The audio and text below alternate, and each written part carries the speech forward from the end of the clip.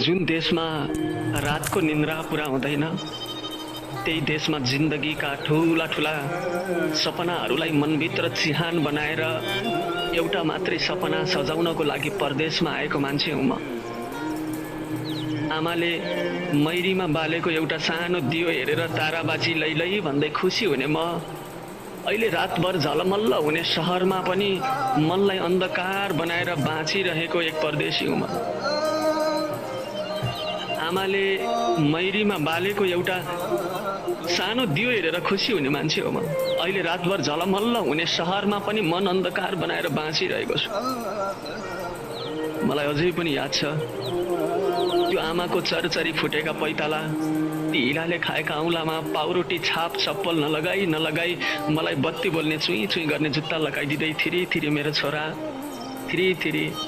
मेरो छोरा डाक्टर बन्नुपर्छ। जुन देशमा रातको निन्द्रा पुरा हुँदैन, त्यही देशमा जिन्दगीका ठुला ठुला सपनाहरूलाई मनभित्र चिहान बनाएर एउटा मात्रै सपना सजाउनको लागि परदेशमा आएको मान्छे हुँ म। आमाले मैरीमा बालेको एउटा सानो दियो हेरेर ताराबाजी लैलै भन्दै खुसी हुने म अहिले रातभर झलमल्ल हुने सहरमा पनि मनलाई अन्धकार बनाएर बाँचिरहेको एक परदेशी हुँ म। आमाले मैरीमा बालेको एउटा सानो दियो हेरेर खुसी हुने मान्छे हो म। अहिले रातभर झलमल्ल हुने सहरमा पनि मन अन्धकार बनाएर बाँचिरहेको छु। मलाई अझै पनि याद छ त्यो आमाको चरचरी फुटेका पैताला, ती हिलाले खाएका औँलामा पाउरोटी छाप चप्पल नलगाई मलाई बत्ती बोल्ने चुई चुई गर्ने जुत्ता लगाइदिँदै थिरी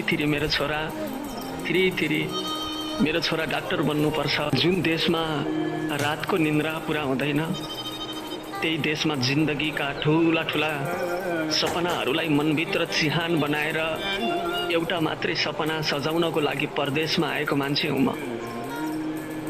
आमाले मैरीमा बालेको एउटा सानो दियो हेरेर ताराबाजी लैलै भन्दै खुसी हुने म अहिले रातभर झलमल्ल हुने सहरमा पनि मनलाई अन्धकार बनाएर बाँचिरहेको एक परदेशी हुँ म।